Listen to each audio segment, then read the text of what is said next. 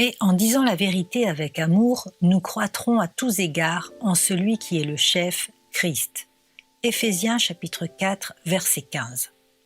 Aujourd'hui, comme au cours de tous les siècles, les vrais chrétiens sont une énigme pour le monde, une écharde dans la chair d'Adam, une énigme pour les anges, le ravissement pour Dieu et l'habitation du Saint-Esprit.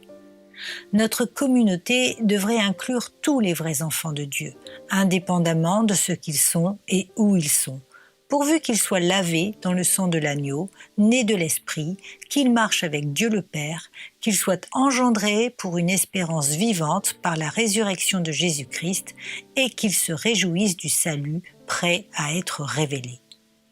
Le vrai chrétien craint Dieu, avec un saint tremblement devant lui. Et pourtant, il n'a pas la moindre peur de lui.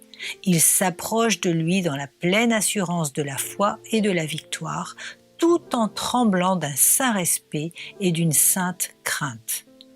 Le monde ne comprendra jamais que le chrétien, bien que né sur la terre, sait déjà par la foi qu'il est citoyen des cieux.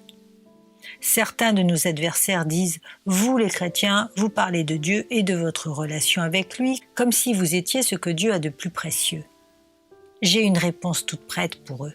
Le chrétien qui croit être la prunelle de l'œil de Dieu est aussi le chrétien altruiste qui donne généreusement son argent, qui envoie ses fils et ses filles annoncer l'Évangile ou qui va lui-même le porter au dernier et au moindre des habitants de la terre.